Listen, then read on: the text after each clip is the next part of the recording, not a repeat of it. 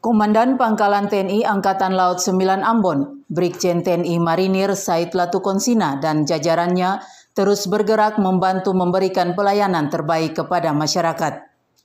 Salah satu bentuk kepedulian itu dengan melaksanakan kegiatan sosial berupa hitanan massal dan operasi katarak yang dilaksanakan secara gratis. Kegiatan tersebut berlangsung di Kota Masohi, Kabupaten Maluku Tengah kemarin.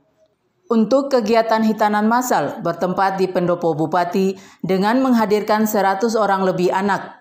Sedangkan untuk operasi katarak bertempat di RSUD Masohi dengan jumlah pasiennya 150 orang.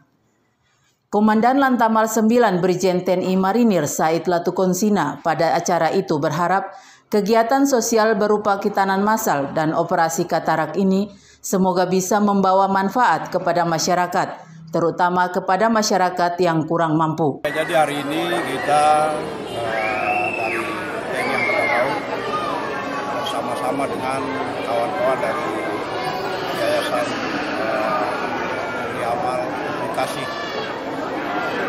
SCTV, Indonesia, kemudian dari Klinik Mata Utama Maluku, bersama dengan pemerintah daerah Kabupaten Maluku Tengah, kemudian dari tim dokter mata yang ada di Maluku, kita turun ke wilayah yang saat ini di Kabupaten Maluku Tengah, tepatnya di Kota Masohi, untuk bersama-sama melaksanakan kegiatan operasi katarak, kemudian juga melaksanakan kegiatan hitanan massal. Selain melakukan kegiatan sosial seperti ini, Said Latukonsina juga sekaligus melakukan sosialisasi kepada pemuda dan pemudi untuk bergabung dengan TNI Angkatan Laut.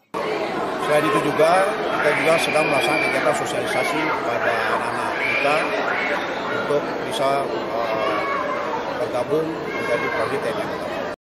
Komandan Lantamal 9 yang juga putra asli Maluku ini terus berkomitmen untuk memberikan yang terbaik kepada daerahnya demi kemajuan bangsa dan negara. Amar Muhammad, Maluku News melaporkan.